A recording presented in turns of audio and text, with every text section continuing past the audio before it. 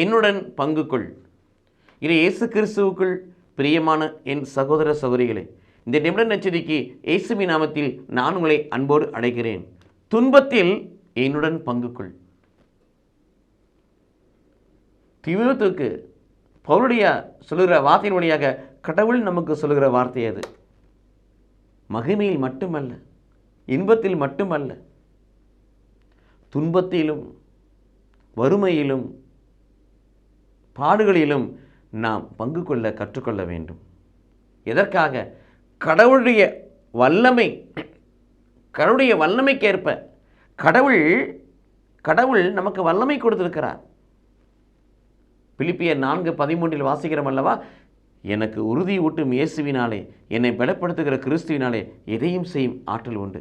ஆகவே கடவுள் தூய ஆவின் வழியாக, கடவுள் பரிசுத்த ஆவின் வழியாக, கடவுள் வார்த்தையின் வழியாக உங்களுக்கும் எனக்கும் பலத்தை கொடுத்திருக்கிறார், வல்லமையை கொடுத்திருக்கிறார். அந்த வல்லமையை பெற்றுக்கொண்ட நாம் துன்பத்தை கண்டு தோண்டிவிடக்கூடாது, துயரத்தை கண்டு தோண்டிவிடக்கூடாது, சிலுவையை கண்டு பயந்து விடக்கூடாது. நாம் துணிவோடு ஆண்டவருக்காக, ஆண்டவரின் நற்செய்தியின் பொருட்டு, உலகத்துக்காக அல்ல, ஆண்டவருக்காக, ஆண்டுடைய வார்த்தைக்காக, ஆண்டுடைய நற்செய்திக்காக துன்பத்தை பங்கு பெற நாம் தயாராக இருக்க வேண்டும். பிலிப்பியர் 1:21 வாசிக்கிறோம், சாவு என்பது எனக்கு ஆதாயம், கிறிஸ்துவே வாழ்வு என்று பவுலுடையா சொல்வது போல, துன்பத்தை கண்டு தொழாதபடி, சாவை கண்டு பயப்படாதபடி, கடவுளுக்காக எதையும் இழக்கிற பிள்ளைகளாய் மாற நாம் நம்மை அர்ப்பணிக்க முன்வர வேண்டும்.